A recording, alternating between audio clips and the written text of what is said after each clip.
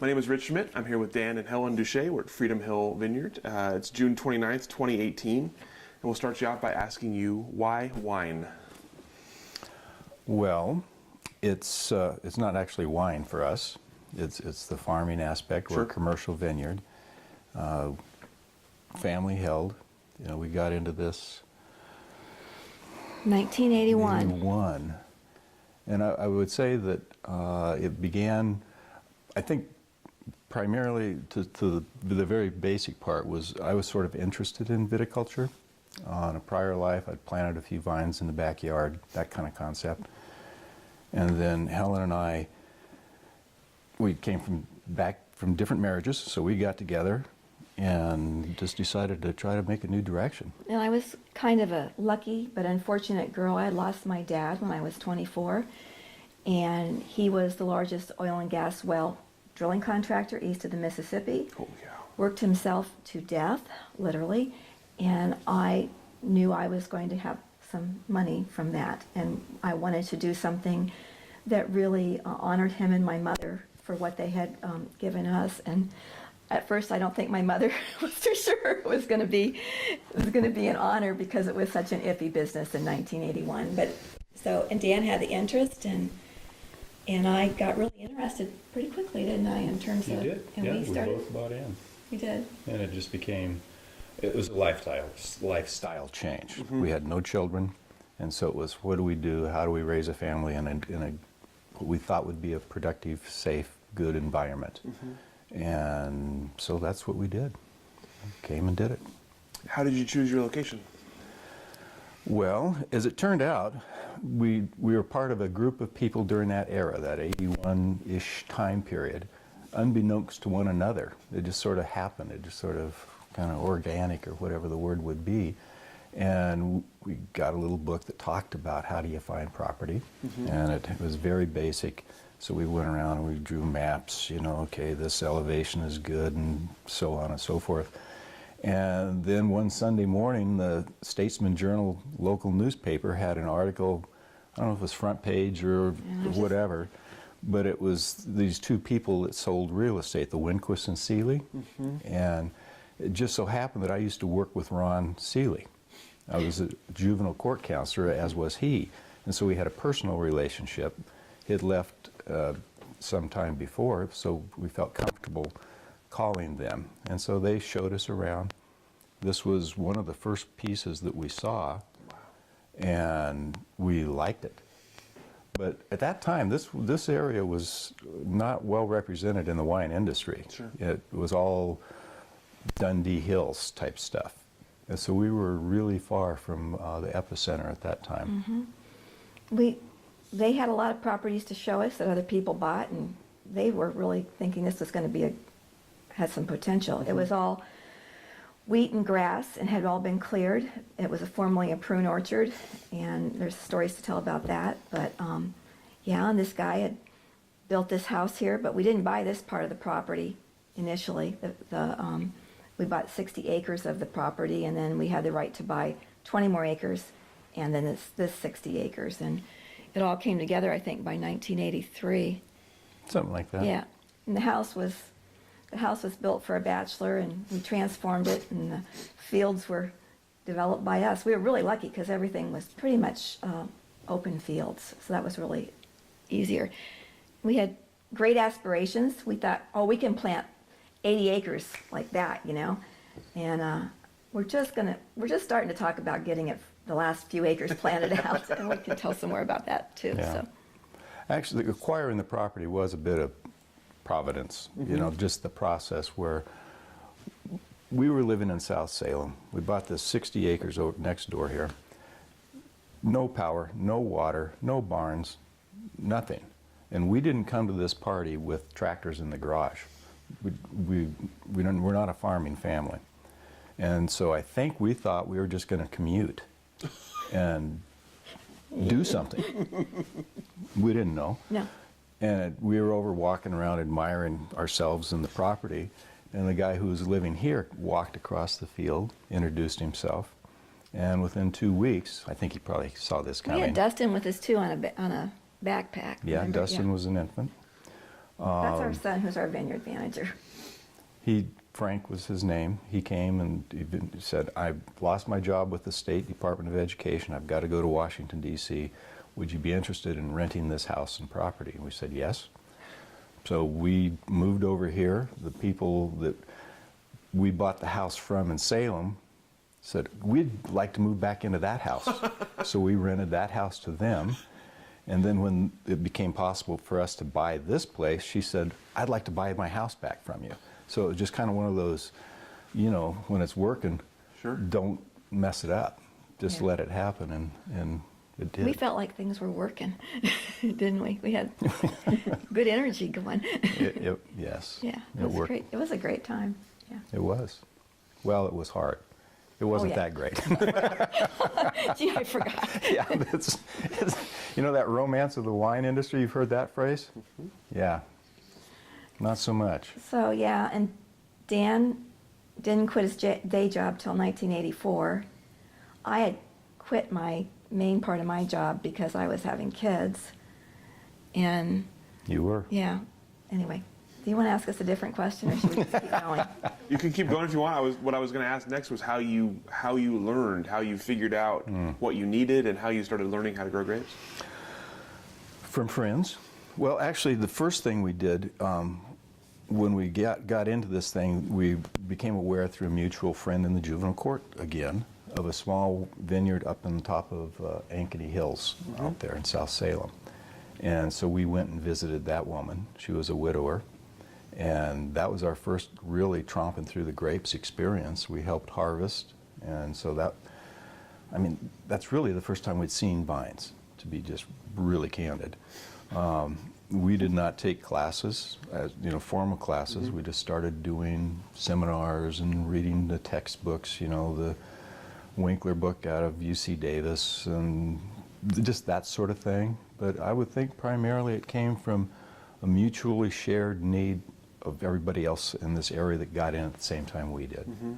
And we met out South Salem at Nathan's wine shop. I'm sure you've heard this story before. Yeah, that was it. All those people.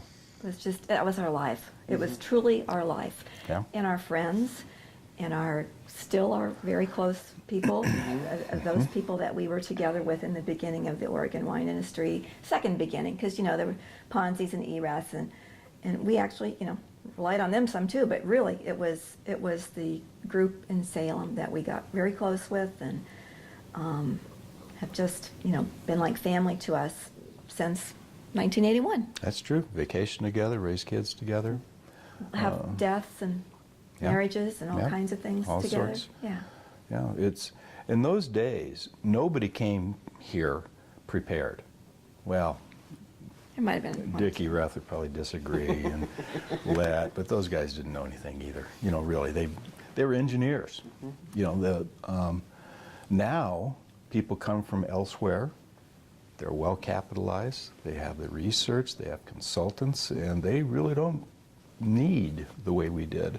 And we're just grateful that we all got together and we learned about wine. That's where we tasted our first really good wines.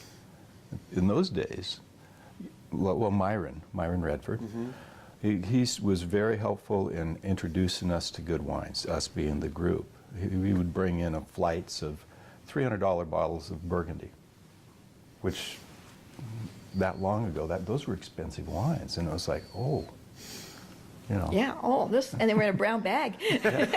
What? We have to guess this? Yeah, but anyway, we learned a lot. And we did. Yeah, it was really great. And I don't know, we learned a lot in that group. And we did. developed a lot of relationships that carried over. And I don't know, it all worked, I was just thinking about Al McDonald. He and Dan sort of had the same background, and they were the bestest of our friends, and he ended up being, the teacher at Chemeketa, and we all kind of, said, "This is great, Al. You always wanted to get back to academia, but, we all did the same thing. We all did the same thing and worked together and learned." Yeah. So. Yeah, there's not a lot of secrets in farming. Pretty basic. It's more of an execution issue. and keeping your mind open, acknowledging that you really don't know everything, and that, you can learn from somebody who just walked into the business today. They know something you don't that should be applicable. And so we just kind of did that together and learned from one another. We've had people drive up our driveway and hello.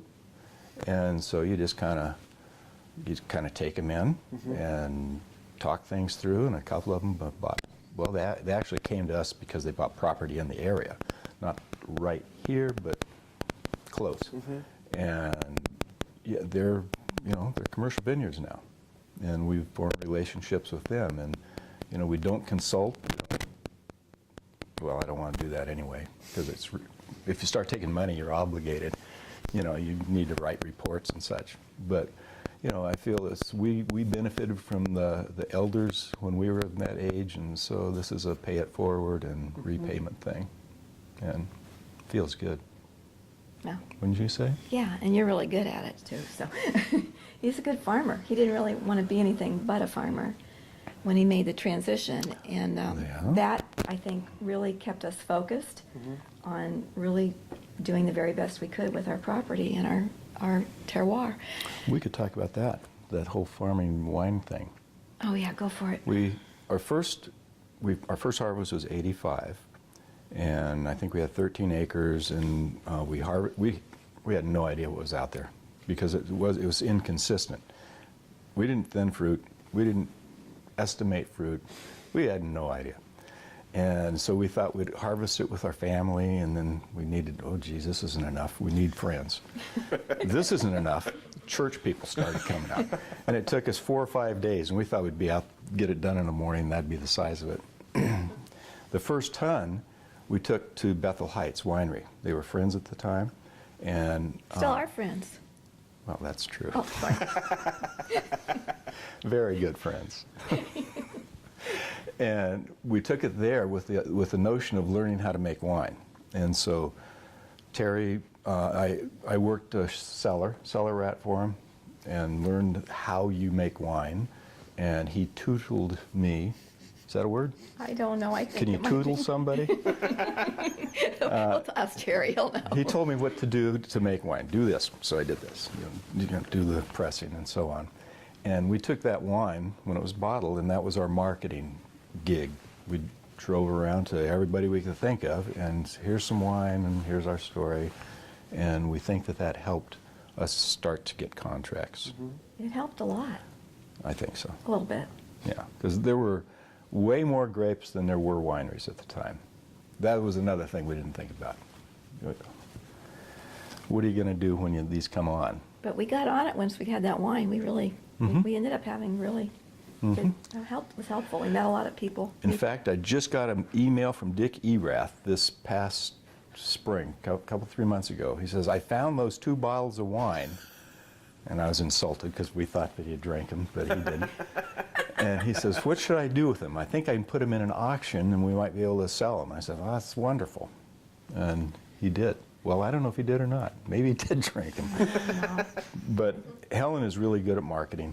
She's good at getting on the phone and calling people and penning them down. She's an ABCer. And Dustin's taking after me.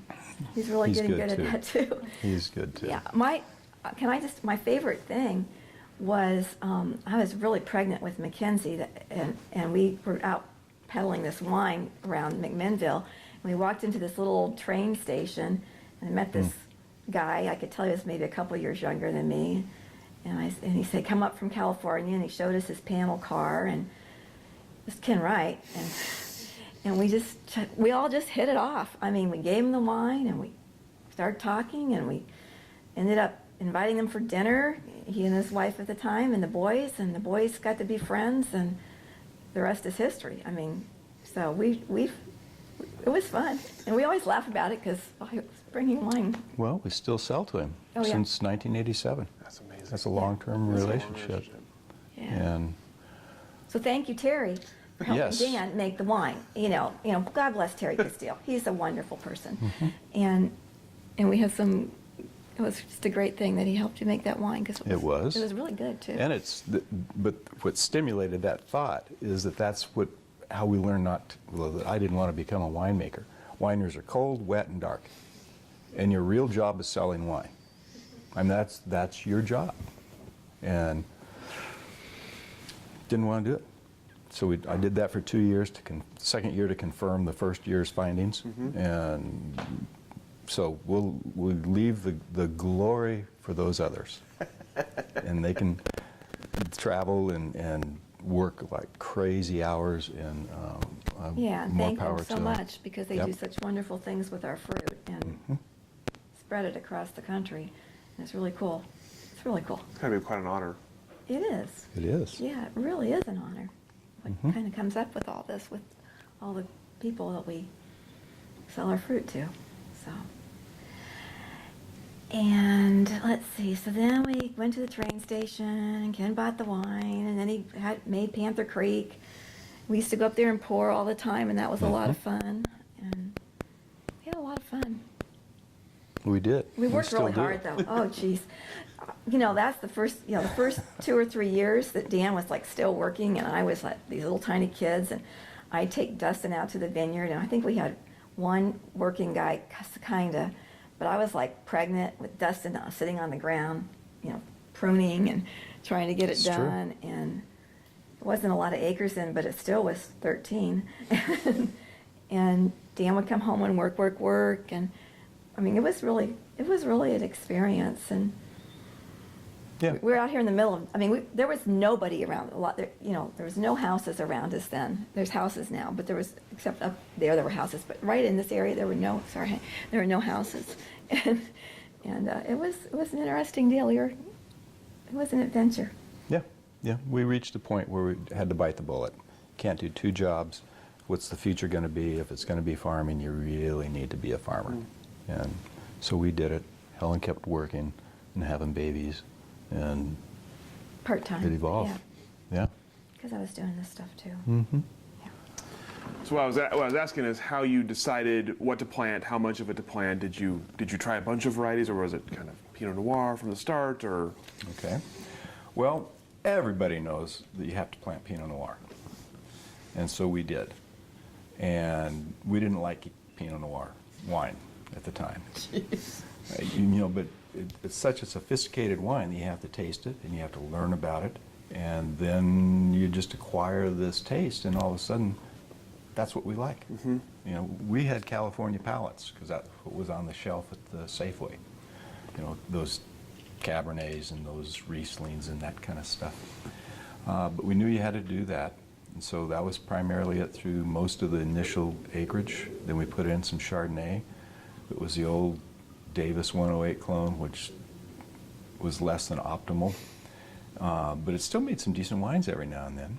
And then we put some Gewürztraminer in. That wasn't a good idea. Boy.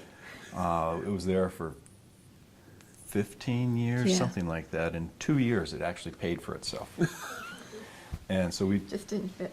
removed it, and that went to Pinot Noir. And so we're primarily Pinot. We like Chardonnay a lot, and so there's about 15% of the acreage is Chardonnay. And we have Pinot Blanc, nice niche wine. That's done well. Ken makes it, St. Innocent makes it, and now Kelly Fox. I think that's it. That's the history. We had Pinot Gris we had 10 acres of Pinot Gris for a number of years that we did very, very well with, but part of our story we'll tell you about is phylloxera, and so it's gone, and we just decided we weren't going to replant it.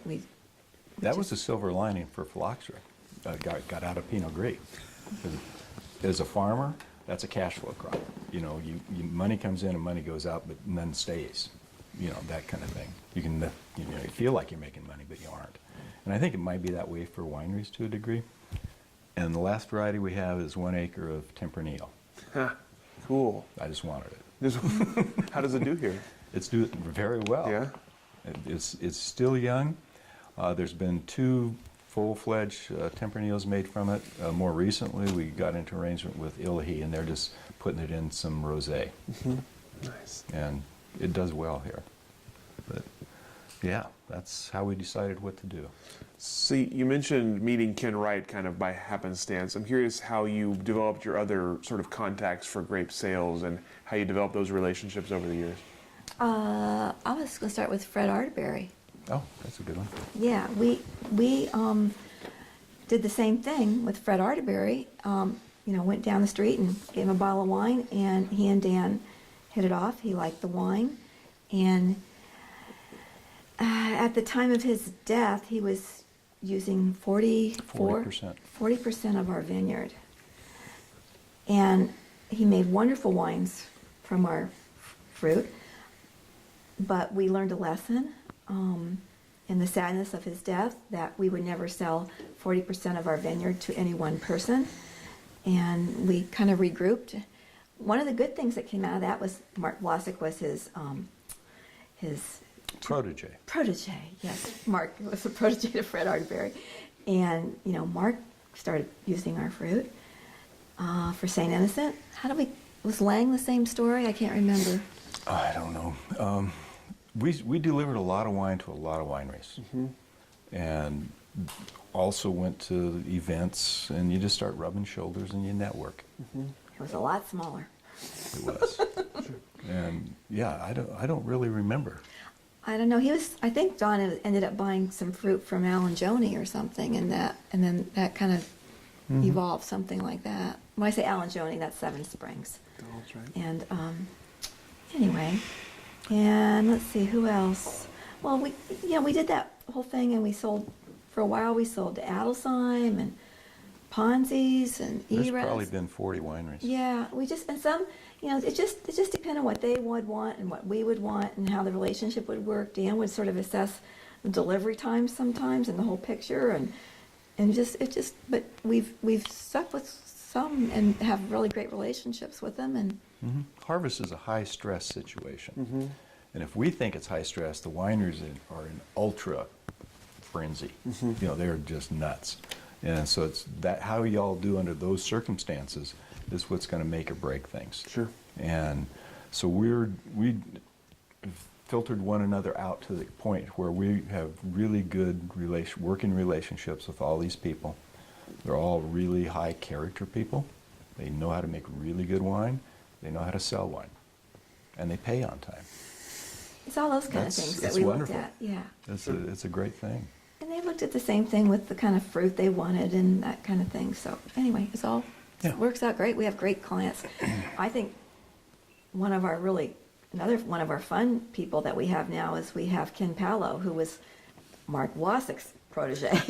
And, we knew him from years ago before he became Walter Scott. And now he's buying fruit from us too, and it's pretty cool. Well, and Ken's son, Cody Oh, Wright. yeah, Cody Wright. Purple Hands. Yeah. So Yeah. he and Dustin now, second generation, have that relationship. Sure. And yeah, our nature of what we want is long-term relationships, that we don't sell spot market anymore. Used to be when we first started and had no idea what fruit was out there. I'd come in and say, we've got fruit, and Helen would sell it. She'd get on the phone and do what you needed to do.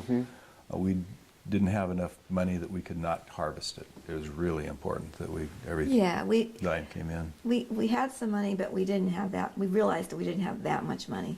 And it's all good, but we that's why I worked, and Yeah, we earned it. yeah, we earned it. We didn't just, Sure. it wasn't given to us. Although I do appreciate my mother's, who's still living, she's 95.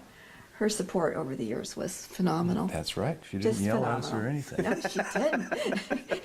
And she's, Ohio girl. She was all new to her, even though there is a small industry there. It wasn't part of what she did. So. And my mother said to me after we showed her the property, well, not right away, several years later, she said, I thought, oh my God, this is dumb.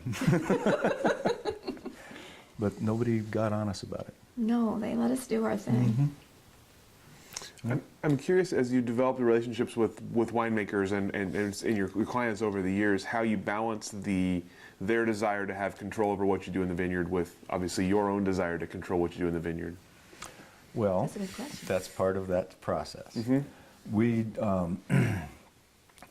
we know what we want to do, and so we don't deal with people who come in and are overly instructive. It doesn't work. Sure. You just have to know. So that's part of the conversation you have. This is how we do things, and we listen to say this is how they would like things, and they're generally the same thing. And we're very willing to understand how much sun exposure a winemaker wants on fruit. That's really critical, and it makes a difference on the style of wine they're making. We want to know the crop load. That has to be compatible. We don't want to, this is a prolific site. It'll produce fruit, and we're not a 2 ton per acre vineyard. And that just won't work. If they want 2 tons per acre, it's not healthy for the vine. You get too much vigor, so that won't work. If they want to pick into little yellow FYBs, we did that for a while with Argyle. That doesn't work. That just is not gonna, that's a hard way to make a living. And so, you just kind of work these things out. We've learned from our winemakers, and we're still learning. We're changing. Yeah. One of the biggest losses we've had in a winemaker that we've been dealing with was Patty Green, and her recent death. And I think was so compatible and so instructive on both ends. You guys really, you and Dustin and she had a great relationship working together. Yeah, it is. You have to be really careful because this is business, and it's personal, and that can go weird. It hasn't, but it could, and so one has to be really careful and respectful, and both ways. Yeah, because we're not chopped liver either. Clearly not by who you're selling the grapes to. It's pretty clear you got some pretty good product here. Yeah, we're well represented, and we want those people to have the best fruit that we can give them, and we want them to get rich. And they do too. So it's a good relationship. I'm curious how, since you started from basically nothing in terms of, you didn't have a farming background, you didn't have a grape growing background, how you've developed your kind of grape growing philosophy over the years, and how you would describe your grape growing philosophy. Go for it. You have one. Do I? Yeah. Well, it's kind of like medicine, do no harm, which is sort of what we try to do here.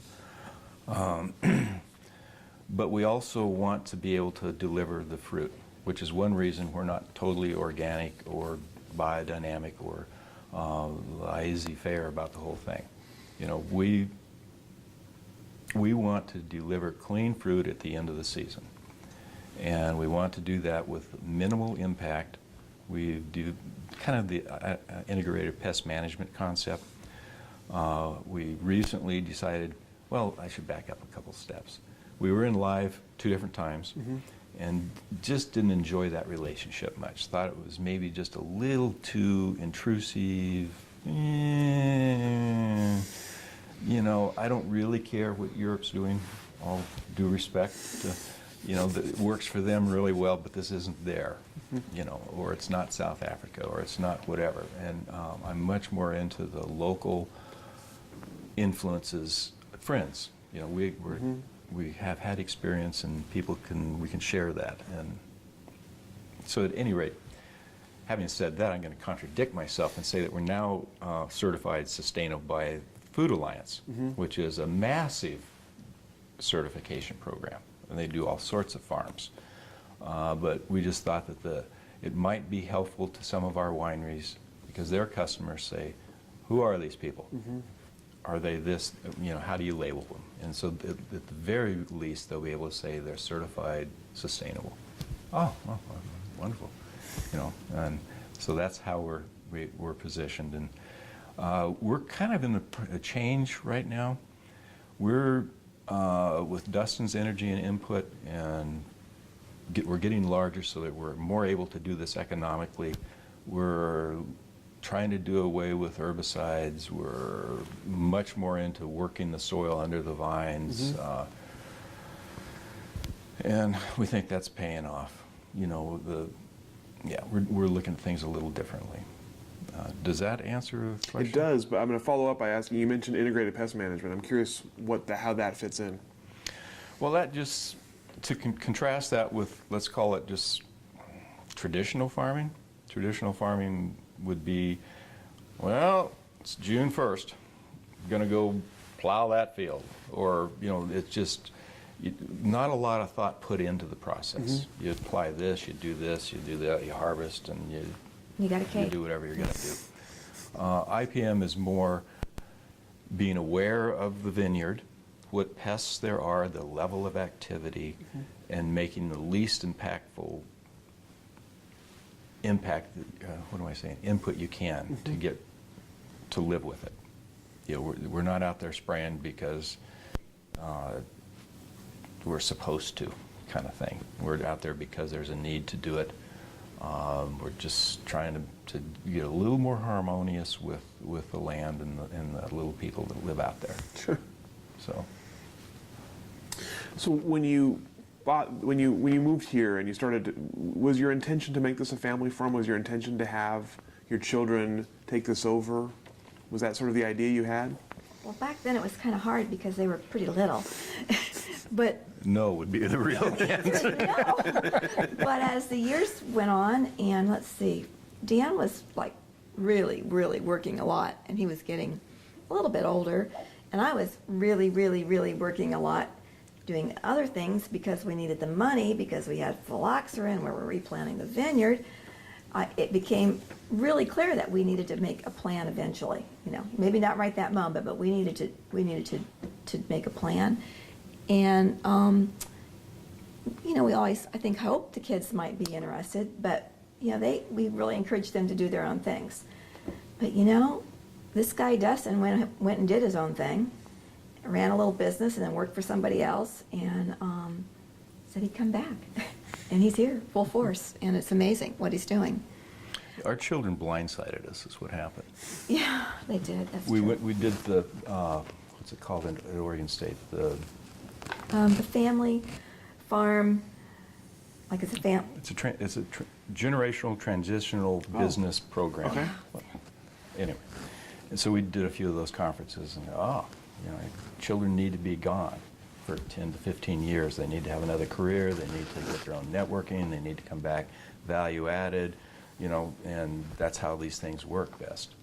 And so we told the kids that you need to do this, and they said no, not interested. Yeah, That was also- 15, 20 years ago, right? And then when crunch time came, about 5 years ago, Dustin says, yeah, sure, I'll do it. But we don't have 15 years now to do that. And so it was a compressed transition and integration kind of thing.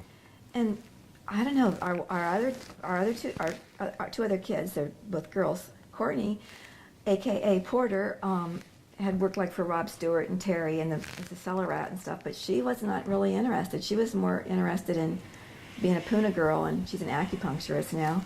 And Mackenzie, I don't think she really knew what it meant because she was younger, and she has a career, but when Dustin got it, she said, oh, I want to help. So she is helping too. She's learning all the book work and everything. And actually, when we have harvest, everybody's here.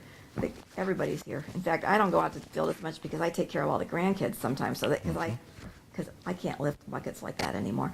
but it's a great family thing now that's become, and Dustin is really giving something to our family by stepping up and taking care of things, and he is big time. Yeah, it's turned into, now our focus is on the legal and how do you make this happen, and you can't ensure that it can be successful. That's the biggest thing we've learned, is the generation 1 to generation 2, there's reasonable chances. Generation 3 and successive, who knows? So we're really in the midst of getting advice and consultation on how to structure things. Sure. We'd love it if this could turn into first a century farm and then some kind of something beyond that. Flavor of Burgundy. And maybe somewhere along the line someone will have that bug bite them that wants to have a winery. Sure. It could happen.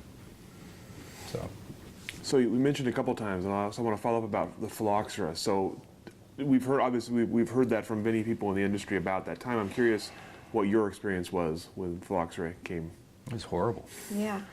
I'm gonna tell my favorite thing, you know this, I don't know if you like it, but my favorite thing is I was quoted in a big headline in the Oregonian, it's like having cancer. Phylloxera is like having cancer. Yeah.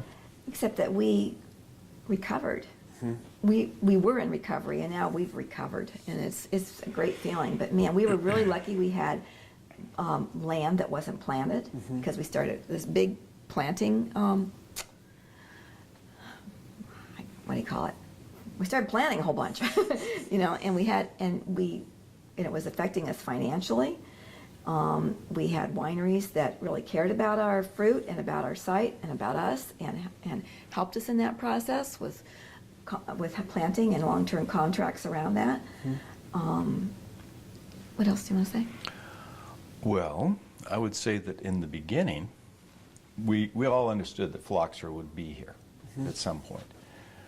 But availability of rootstock material, how it applies to Oregon, I mean, the nurseries really weren't set up at that time, and they were expensive. And at that time, we were able to buy the plants, do the wide spacing and trellis and all that stuff for about 10% of what it costs now. And so that was a big deal. We knew we'd get phylloxera. We just hoped that it wasn't for a long time. You know what I used to do every morning at harvest? I would get down on my hands and knees with big basins and scrub every worker's boot, because I didn't know what vineyard they'd been in. Yeah. Well, you know, consequently, that's not how we got phylloxera. We're pretty sure we know how we got it, and it was from plants. It wasn't from our workers. But I'm like, oh my gosh, we did so much because we didn't want it to happen, but it happened. Sure. And it was pretty sad to see how it, you know, went out in its circular way, lens kind of way, and ravaged the vineyard. Yeah, it was a tough go. It came in on the material, because it wasn't just one lens. It was nothing's there, and then 2 years later, there's 20 lenses. It's like, oh. And so we, quick like a bunny, started expanding. And as other blocks decreased and reached maybe 50% of production levels, would tear that out. And so it was a juggling act from about 2000 to 2010. But that bubble, or actually it wasn't a bubble, it was that dip passed through, and we were really fortunate. We changed trellis, we changed planting materials, we really modernized it, set it up so if we need to do mechanical, we can. It was great. The top material is different now. Yeah. We don't even think about it unless someone brings it up. No, But it was a dark time, for sure. I hadn't thought about it until you said you were going to do this interview, and I was like, oh yeah, that was rough. It was rough. What about like the industry's reaction to it in general? You said you were ready for it. We've also heard people who were kind of caught blindsided by it. So I'm kind of curious how the industry at large responded to it. They're still responding. I mean, there's a lot of self-rooted wines still out there. Sure.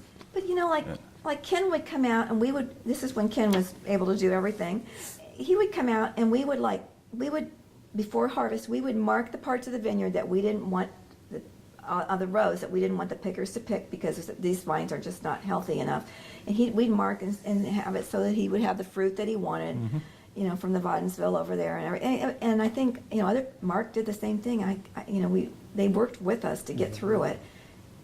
Ron Kaplan and whoever, Michael Stevenson, they all helped us. We did all the same thing, you know. And I would say, too, you made me remember something. The Capitol Press used to ask me for comments about things, you know, a little bit. They find people that'll talk to them, and so, you know, it's a quick call. And they, during that time, they wanted to do a focus on us. You know, the whole thing. What is it? How, you know, but we thought, no. No, the cancer, you don't want to be the poster child. No. People run away, and so we declined. And, you know, I haven't heard from them for 15 years or so. Oh, well. It's not all bad. But, yeah, people now don't plant self-rooted vines. I just don't know how people are dealing with it. Secretly. Yeah. that'd be, yeah. What about some of the? Oh, I'm sorry. Go ahead. Well, there was a couple things I wanted to make sure I told you about because it's kind of cool. And one of them was we have this friend named Ken Brown who we went to church with, but he was also kind of the Grape person for the extension back in those days of the 80s. And so we got to know him really well and still know him. And he said, oh, that property, that old Bursell property, Helen and Dan, I did some tests back in the 60s, and that was the prime place to grow prunes. Brooks Prunes. Brooks Prunes was really big in this whole area. And we always thought that was so interesting how prolific they said prunes grew here, and then, here we were growing grapes. So that was one thing I wanted to tell you. And then there was a vineyard here before us, and Really? and Dan might tell that story better than I can. I'll try. Okay. Yes, Myron Redford. Myron pops up again.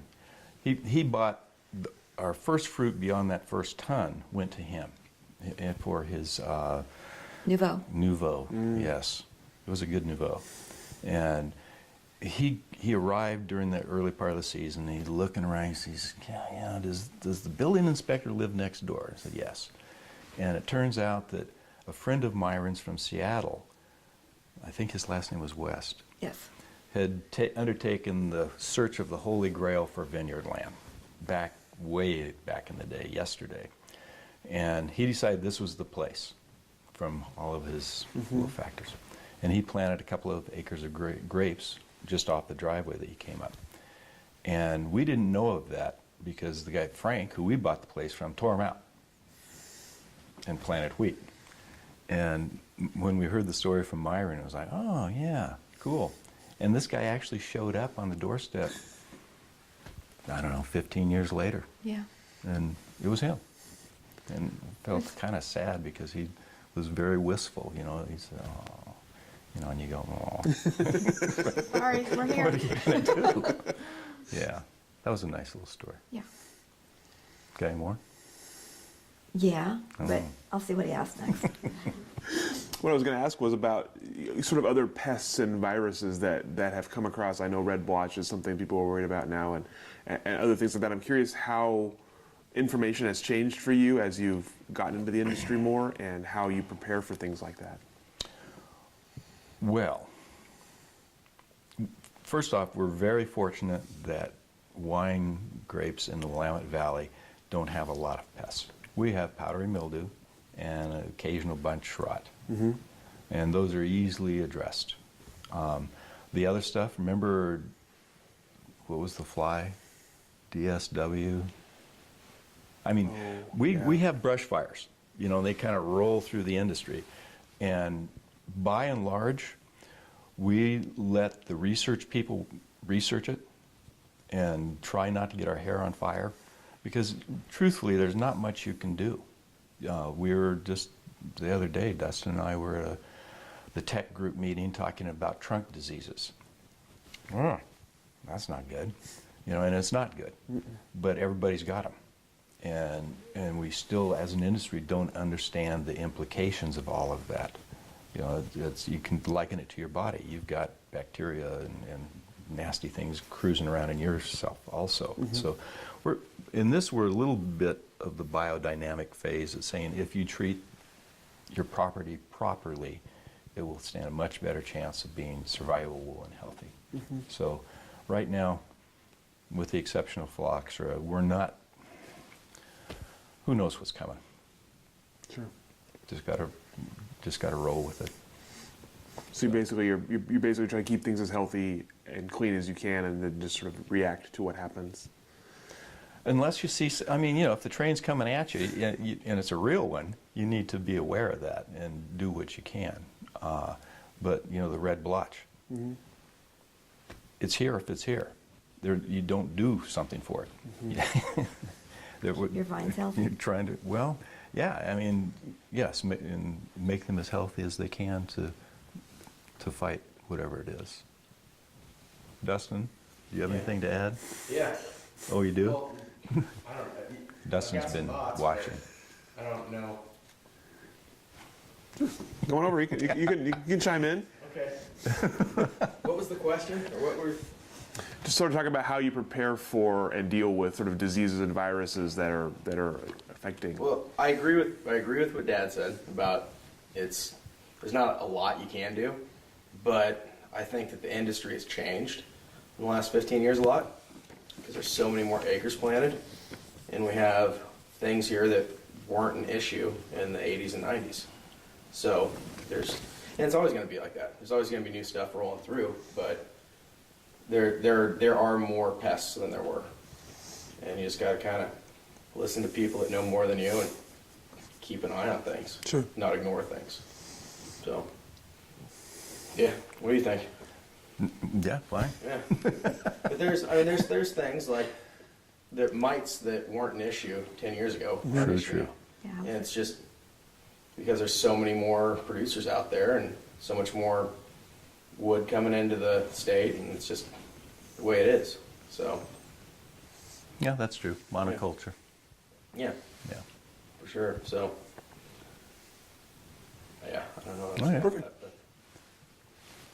Oh, you've said enough. Okay. I'm gonna go work. Somebody's got to do it. It was always nice to have a little cameo appearance in our It is. interviews. That's You right. never know what's lurking.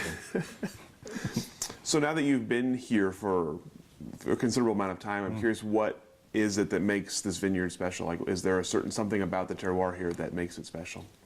Would you like to answer? Oh, it's special. No. The terroir, I think it is different here because, I mean, this whole thing about our new AVA, the Mount Pisgah, Polk County AVA, there's something about the way we're in a rain shadow. I mean, help me, Dan. Rain shadow, the bell pine soil.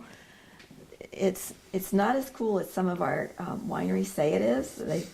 We just aren't like in the heat of the Dundee Hills, but it's special in that way. I think there's something in the soil that really makes the prunes were good, the grapes taste good. It's part of the AVA is a geological perspective, and the oldest soil in the valley is here, in and amongst us here. It just is. That's one of those undeniable things. And the French do have this right. The older the soil, the more the minerality is available to the roots. So you would expect some complexity, shall we say. And that's what we have. And we're low enough to the valley floor, and we have a kind of if y'all drove in from the 99 side, you came through that little valley. And so the heat from this valley floor will rise up here. And also gives an opportunity for the cool air to flow out. So spring frosts are not a big issue here, and fall frosts aren't, as they aren't now for most people, given a bit of change in the recent weather. But yeah, it's different. It's different. They just this site and sites around us just produce a different sort of wine than 20 miles from here. Sure. And that's what makes this really a nice thing. People's palates are all different. I'm sure there are people who just can't stand wines from here, and they don't buy them. And it's really good that we're not all alike. So, but it's different. So let's talk about the new AVA, or sub-AVA we were talking about. So Mount Pisgah, Polk County is coming soon, hopefully. So what was the impetus behind getting that started? We thought about it a number of years ago. We just didn't have the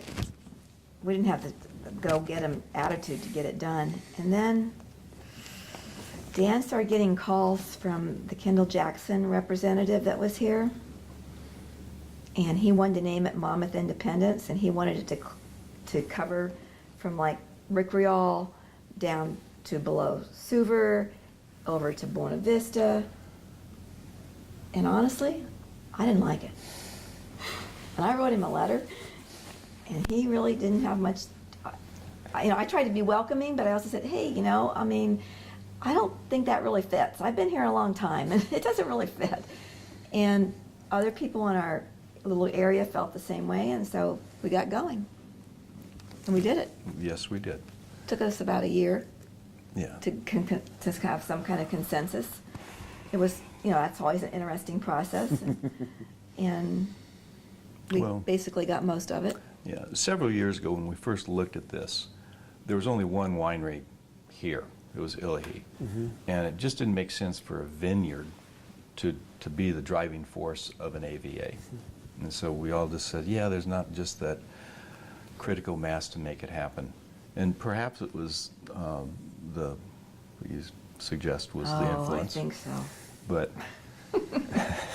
Sorry. Well- I mean, Kendall Jackson's great, but I just didn't agree with their. it would have been a large AVA. It just didn't make sense to me at all. And Yeah. until other people, Brad Ford, who wrote it, and Yeah. It became enough presence of wineries and growers and enough difference between this little spot and the Willamette Valley. I mean, we're going to be a tiny AVA if it gets approved, and it's not altered by comments. Sure. that's true. But- You never yeah. know. So since you brought up Kendall Jackson, let's talk about Kendall Jackson and their entree into the state. And I know Polk County was one of the first places they really came in before they started buying wineries. What has that been like? How has the reaction been from the people who've been here? May I? Go for it. It's really been good. It's been Yeah. positive. Yeah, I think they're so, good too. folks, good collaborators, for lack of a better word. We, generally speaking, we don't brush elbows because, well, we don't sell to them. They're not trying to buy us. The only thing I've brushed elbows with Eugenia Keegan is around the hotel for independence on the waterfront. I was a part of a group that really was trying to promote independence and have the wine industry be a part of that. And she came right on, and of course that was a great player to have on that because of what they're doing. And So that's what that big project is, and that's a big hotel going in? Yeah. Oh, that's excellent. yeah, so for this area. So, Nice. This is just a reflection of the growth of the industry. Yeah. You know, and it's been a good addition. That's what I would say to I this. do too. Yeah.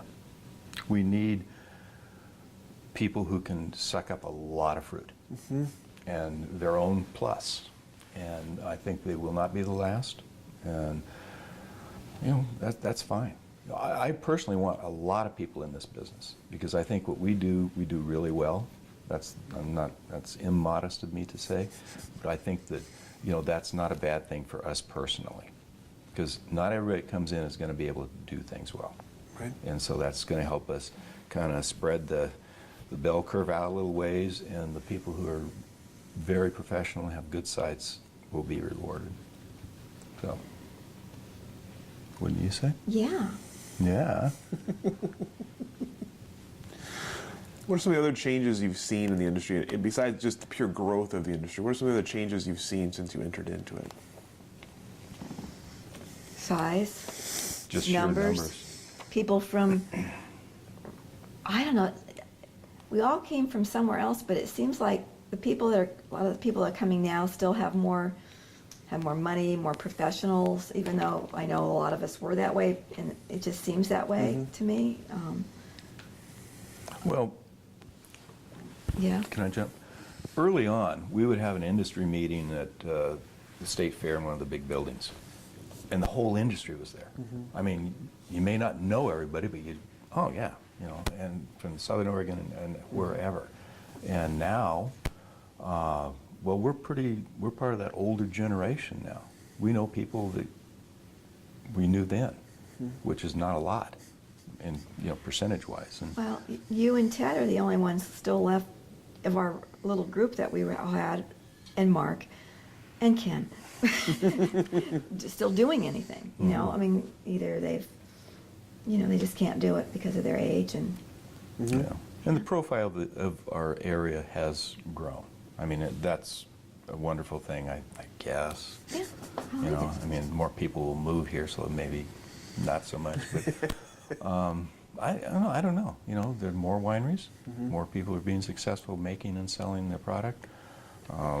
It's more sophisticated, which sometimes I mourn the less sophistication. When you'd walk into David Lett's tasting room on a little wood table, and there he was behind the bar, and so I sort of mourn some of that. But on the other hand, there's some really lovely, attractive, beautiful things happening with what the wineries are doing, and I can't begrudge anyone of that. Yeah. It's great. It's pretty And cool. along that line, the industry in that day was your station wagon with a bunch of cases in the back, just driving all over, thinking that you're going to sell everything in Oregon. Well, you can't grow very big if that's actually what happens. And so that model, and we don't really know much about that, but that has changed. Instead of your station wagon, you're flying and suitcasing it to where people live. Sure. Well, the first big super duper winery that we dealt with was King Estate. And that was really something, because it was pretty magnificent what they did. Of course, other people are doing just as magnificent things now, but it was pretty magnificent. I want to tell you something about me before we, Sure. when you talk about the question about how do I see things change. I was one of the founders of Women for Wine Sense, and we were so grassroots. And we did this trunk museum for the Gilbert House and for other children's museums that kids could learn about grape growing, and we made a film, and we did lots of other things I know you probably heard about from other people, because I know you've interviewed a bunch of my friends that, and I don't see that happening like that so much now either. And I've been thinking about that actually the last couple of weeks. It's like, we didn't really keep it up. The balance, the whole idea of balance, and I really have believed in that my whole parts of my life with working with people as well as in terms of wine consumption. So that's a change. I don't think we need, that's a project for one of your students, So, Sure. anyway. Sure. It's grown. I'm curious if you had any sense of this kind of growth as potential when you started. Did you have any idea that the industry could get like this? No. Oh, We were just remarkably naive. And that we weren't alone. We sought comfort from other folks of the same status. No, we didn't know. We didn't know what we wanted to have happen. We just thought we were going to 20 acres, 20 acres, 20 acres, 5 years from now, fat city. And, we didn't I even know guess what it that didn't pencil out quite meant. that way. We had no idea what that really meant. And so, no, we no concept. Just thought it was a good idea. it was a And good it was. idea. By golly. And people like us. Yeah. Oh, you know what else too? You haven't asked us this one yet, but I'm going to tell you. It's not a political name. It's a feeling. Freedom Hill Vineyard. And we really decided not to name it Dusschee because people can't spell it, can't say it. It's a great name, Dusschee, by the way. But we just, I don't know. We went up, we had Dustin on our backpack. We were at the very top of our hill, which is really a cool view up there, looking out over the wheat fields. And then we started having to think how cool it felt and what we were going to do. And then we just sort of went home and thought about what are we going to name this thing, and we came up with that and said that fits the best. So that's how our name got to be what it is. It's a good And name. it's trademarked and all that stuff. So anyway, And it's ironic. 'Cause, the sense of freedom that you were Yeah. talking about, of course, didn't translate because it's work. You got no freedom. You're quite the opposite. but you weren't in a cubicle anymore. That is a fact. Yeah. Stand corrected. Yeah. Where do you hope, or where do you see the industry going in the next decade? What do you hope it'll happen, and what do you think will happen? I hope that everybody gets it, that Oregon makes the best Pinot Noir in the United States. I'm not sure everybody always gets that, and I truly believe that by, all my our little publications, Spectator, Enthusiast, all those guys, all those things. I really hope that they get it, that we have just really, because the winemaking has come so far. I can't believe how far the winemaking is, just so incredibly what they can do with the fruit these days. And I hope it maintains a sense of, industry maintains a sense of close relationship, even though it's bigger. It's so important. It's such a friendly industry, such a people industry, and that we continue to give to each other the way we were given to and try to now. Yeah, that's a good point. I think this is one of the very few industries where the consumer and the producer, and I guess we're producers and the wine people, we are. are all together in the same room, literally in the same room, and you can share that experience, and that's an intimacy that's really needs to be present, or it is. People seek it out. I haven't really thought about your question before you voiced it. It's like, oh, but you know, we're pretty much nose to the grindstone. We want to make sure that Freedom Hill retains whatever it was that made us successful to the extent we are. We want to make sure that that gets translated on, and whatever happens is going to happen.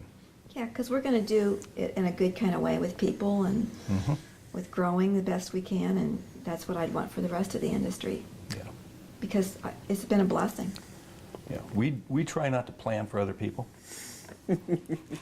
Sure. And I mean, there are visionaries in our industry, and that's wonderful. But that's not how I'm personally wired. I'm more of a, much smaller focus. So, What advice would you have for someone wanting to enter the wine industry today? well, today you need a lot of money, which is that's a big change from yesteryear. I think people like us who came in with turned out to be kind of marginal capital. It's going to be difficult.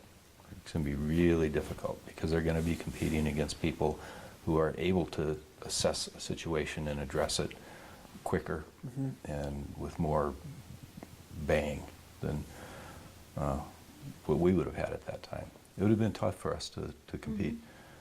I think what's different now is that education is available in this area, and I would really suggest that people get that at least some of that education, because there's a lot to consider. I mean, depending on which piece you're going to go into, and you're much able to go to work for somebody else now than you were, 30 years ago, unless you want to be one of our crew bosses, or a wine rat. There just wasn't that much. People were out doing their own marketing and everything. So I think getting the education is really important. And actually, for people that want to go into it, spend some time, just like Dan did with Terry Castile for 2 years. Did he want to be a winemaker? No. I mean, you got to really think about this. This is what I want my life to be. Sure. So. This is a difference. See, she's more of the global perspective, and here I'm doing this little tiny thing. And saying, oh, you need money, and you also need the site. That's the best deal. That's first and foremost. If people are going to plant vineyards, yes. Yeah, you have to. You can't make it happen if it's not going to happen, and if it's supposed to happen, it'll be a lot easier. Yeah. Yeah. So, yeah, I don't. Oh. Good luck. Oh, what fun. Yeah. So that's all the questions that I have scheduled for you. Do you have anything else you'd like to say? Anything I should have asked that I did not ask? Let me think a second. Yeah. Any stories you want to tell that you haven't told? I do have a story. Perfect. It was 2:00 in the morning. We were remodeling our house. So I was sleeping downstairs in one of the kids' bedroom. We put 2 twin beds together. I realized Dan wasn't there. Like, what the heck? Oh, it was October too, harvest. And we had a Ford flatbed truck, and he was on his way to Lang's. And if any of you know where Lang's is, up that Warden Hill Road, up on Buena Vista, read it out, and he had lost a load of grapes. This is true. And I might let you tell the rest of the story. Well, it wasn't the only load I've ever lost. I don't want to be bragging or anything, but yeah, this truck had a steel bed on it, and we used ropes during that era, not cargo straps like we do now. And yeah, it just rattled off and just kept going down the hill, and called the Langs. It was dark, and they said, "Oh yeah, we know where you are. We've done this before." So they came down, and we saved most of them. Pitchforked it all back in. The good news is it was Pinot Gris, so it really didn't matter. Ha ha ha. Yeah, so he Yeah. got home at 2:00 that night, and we had to get up the next morning at 5:30 or 6 and go at it again. Yeah. So Yeah. That was a good one. Yeah, That was a old bad one. equipment is not good. You know, I would wake up during harvest, well, with really nightmares, thinking that my brakes were going to Erath, going down that steep hill. You know, because they really didn't work. They're not even air brakes. And so, yeah, I'd wake up with that, you know, and, Jesus, take my wheel, you know, kind of comment. Yeah, there are a lot of those kind of stories, Yeah. but Harvest. we don't have to talk about We those. don't have to know anymore. There's that now. What else? Oh yeah, just, you know, equipment stuff. You know, we had one day where when you're controlling birds, you know, birds show up and you have these little pistols with shotgun noises and stuff, fly up in the air and blow up. One blew up right here, and so I was pretty much deaf at that point. Same day, we had a tractor tire blowout on our loading vehicle, you know, the tractor with the forklift on it. So I borrowed the one from next door to finish a load, and it was extremely unstable. So a load of our bin fell off, not good. And something else happened that day. I think there might have been a flat on the truck. It was just a cascade bad of day. events. It Bad just harvest sucked. day. Yeah, Yeah, that wasn't very cool. We got through it. Yeah, Yeah. you persevere. Yeah. That's why we're still here. Yeah. And we have really good people that work for us too. That's helpful. That is good, yes. The first few years, we would sit around the kitchen table several times a year, and we would have the conversation. Should we just stop? Because it was quite challenging. And we said, yeah, we should keep going. What else are you going to do? Because we bought high, and right after we bought property, whatever happened in the Midwest happened, and land values crashed. So, you know, what are you going to do? It's okay now though. I hope. Seems to be. Yeah, yes, we have valuable property, but we have no money still. That's what farmers do, right? Yeah. No, it's good. We're very grateful.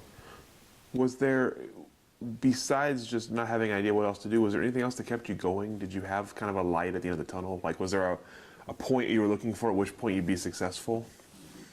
No. No. No. I don't know about that, but we have a great relationship. Yeah, we do. I think that we really like living here. We really like the lifestyle we had. I know you worked really hard. Well, no, I like it also, dear. I would say that success is a continuing thing, right? Yeah, you enjoy the momentary thing, but I firmly believe that whatever field you're in, if you're just say, well, I'm there, I almost said you should be a tenured professor, but you know, you might as well stop because you have stopped. You know, we need to get better, and we will get better. And Dustin's really taken the bit on that and improved the place already. And we're just looking for the next generation to come Yeah. along and Fortunate. continue that. Yeah, We're very fortunate. we have been. Geez, health-wise, Yeah. all of that. Yeah, Hang in there. just don't dwell on the bad other than when somebody asks you a question about it. But no, it's good. He's really smart. That's what's really been cool. And yes, we did like living here. We had lots of other fun things we did here on this with our kids and our families and our friends that we've told you about. And Good so- people in this business. yeah, really good people in this business. And yeah. Yeah, the bad people don't survive. Oh. Should write that down. Anyway, no, you've done well. I don't, other than just rambling. Yeah, we don't we're wanna there. ramble. Well, thank you both so much. We really appreciate your time and your answers and your candor.